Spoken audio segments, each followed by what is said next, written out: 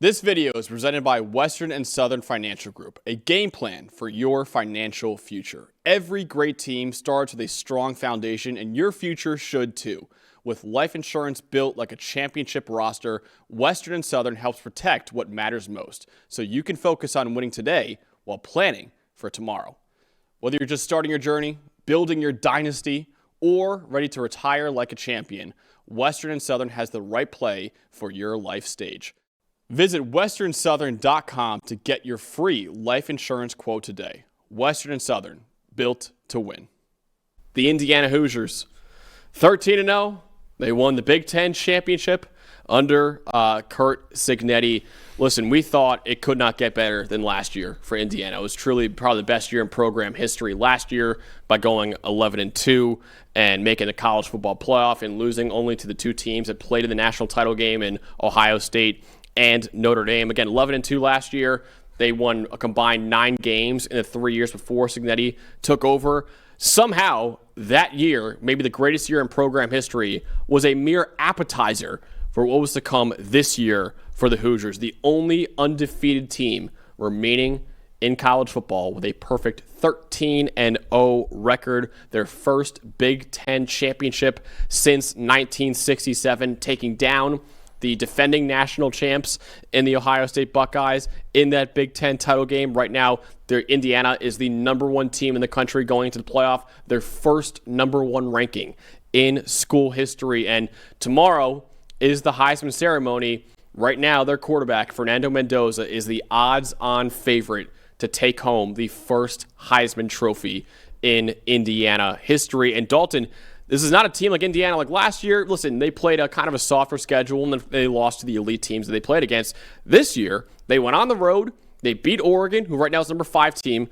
in the country. They also, of course, beat Ohio State, the defending national champs, the previous number 1 team in the country in the Big Ten title game. And, of course, they also have wins on the road over number 23 Iowa and still a Penn State team that's very talented too. So Indiana is battle-tested this year too. They're absolutely battle-tested. The schedule was harder this year, and they proved that they're an elite football team, right? And you go back to last year, there was a lot of doubt about the soft schedule and who have they beaten. And I think the one thing that keeps standing out to me, the most astounding thing, is 2 years into this era of Curt Cignetti in Indiana, and the only 2 teams he's lost to, which were both last year, were the 2 participants in the national title game, the 2 best teams in the country last year. So you just look at the balance of this team, everything they have, and they were so darn good last year, so dominant, and they're even better this year. And you mentioned especially that road win at Oregon and the win against Ohio State. They won those games because they were the more physical team on the field in both matchups. The trench play was just outstanding. So they've caught up to these elite teams in a matter of 2 years in the trenches. That's the biggest reason they're an elite football team. That's why they're the last undefeated remaining team, along with the potential Heisman winner at quarterback and 3 great receivers and 2 great running backs and a defense that's just so stacked. They have everything. They really do. And we just have to admit that they're an elite team and they're a legitimate national title contender. Absolutely. So for every team, I actually want to point out the path to the national title game for all 12 of these teams too. Indiana, of course, has a first-round bye, so they don't have to play in the first round next weekend. In the quarterfinal, they will take on either Oklahoma or Alabama, and that game will be at the Rose Bowl.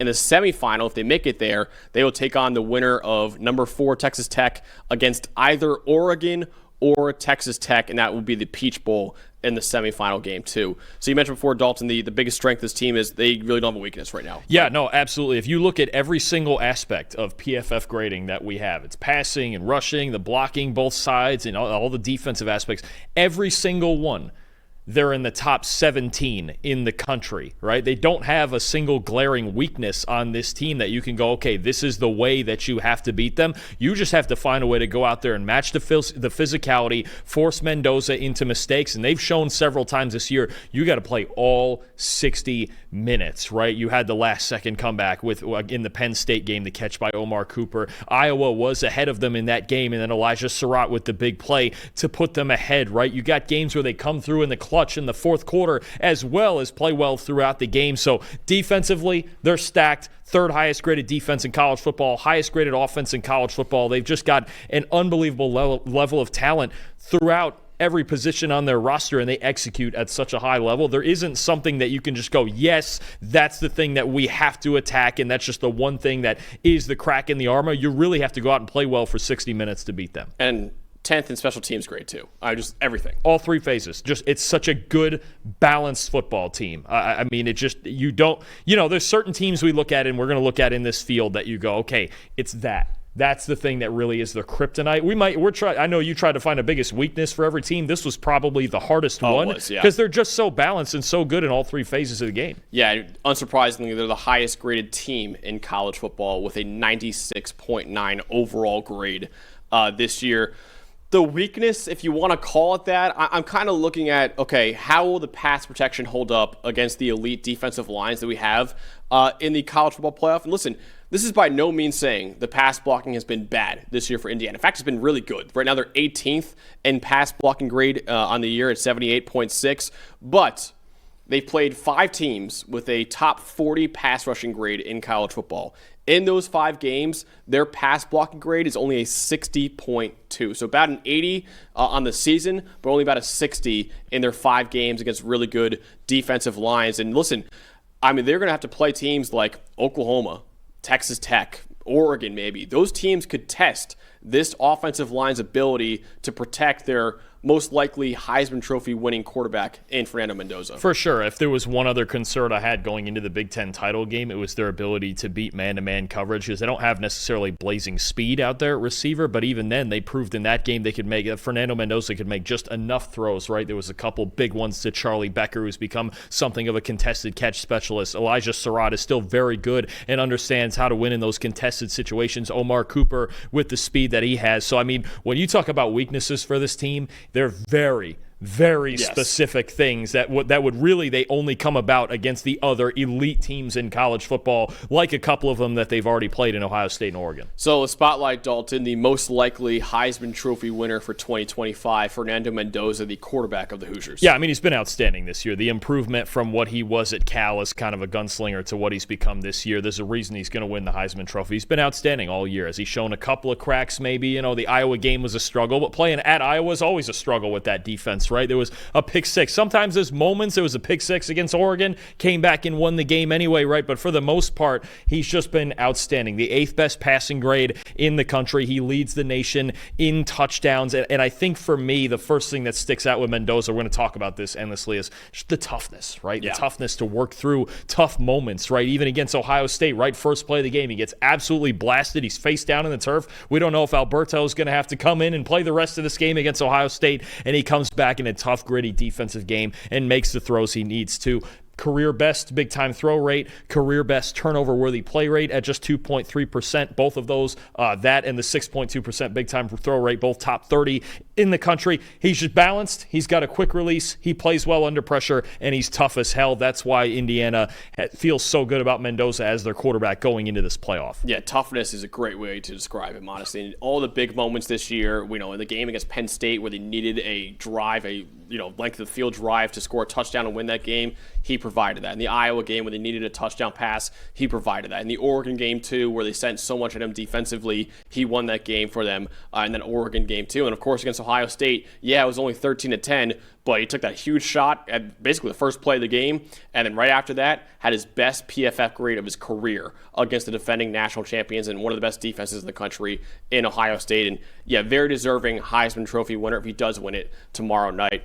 I want to spotlight on offense, Dalton. They have a lot of great receivers at Indiana, but I want to spotlight their left tackle, Carter Smith, who I think will be really pivotal in this playoff run for the Hoosiers. Smith has been the most valuable left tackle in the country, according to PFF's wins above average metric. He was named to our All-American team as the left tackle, too. 93.9 pass blocking grade is second among all tackles in the nation. He has not allowed a sack or a hit on 372 pass blocking snaps this year. And also, 81.1 run blocking grade is 12th among all offensive tackles in the country. So, listen, I mentioned before, in those 5 games against top 40 teams in pass rush grade this year, Indiana's offensive line has struggled.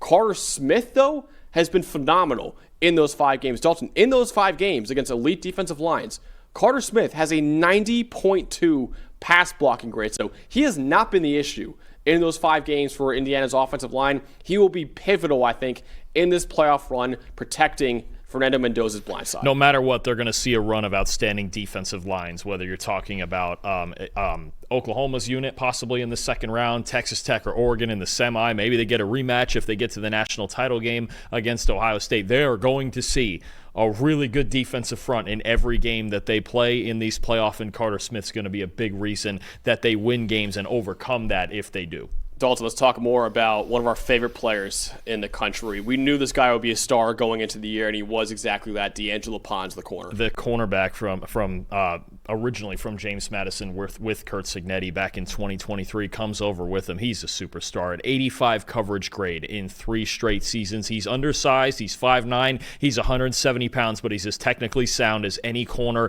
in the country. A master of zone coverage, knowledgeable, great feet, super competitive. 50 tackles made this year, Max. Only 2 missed tackles the entire season. Again, for a guy who's 5'9" and 170 pounds, there are very, very few corners that I would say are legitimately better than D'Angelo Pons right now. I mean, he is just so good. His side of the field generally is locked down. He had his lowest graded game of the season against Ohio State, but that's the case for a lot of cornerbacks around the country when they play Ohio State. Not worried about that at all. Pons is an absolute star in their secondary, in a lights-out secondary that has been great as a unit all year, but he's their best player on defense this season, and they've got a lot of really good ones. The linebacking core is great. The defensive line has been great. Unfortunately, they lost Stephen Daly for the rest of the run on that side of the ball, but Pons in that secondary, they've been great all season. Yeah, brutal injury for Stephen Daly, and all our thoughts go out to him because that was a tough way for him. He's just kind of celebrating with fans when he got hurt, honestly, which honestly really sucks for him. But hopefully you could see a national title run, or we'll see what happens for Indiana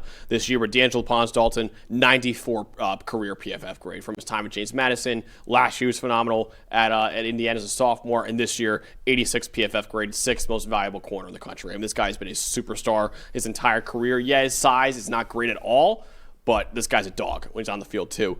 Bottom line time now, Dalton, for Indiana. How legitimate are their hopes to win the program's first ever national title? Legitimate. I mean, if they're not number 1 on your list as they are right now, they're in the top. I mean, they're in the top 4 or 5 at the very worst. I mean, they've proven it. They've beaten Oregon. They've beaten Ohio State. Their defense can play with anybody. Fernando Mendoza can play through adversity and play with anybody. They've got everything. They just have to go out there and execute, man. And they have every reason to think that they can win a national championship. They've beaten those caliber of teams, and they just have to do it 3 more times. Last year, Indiana was the David trying to take down the Goliaths in Notre Dame and Ohio State. They could not do it.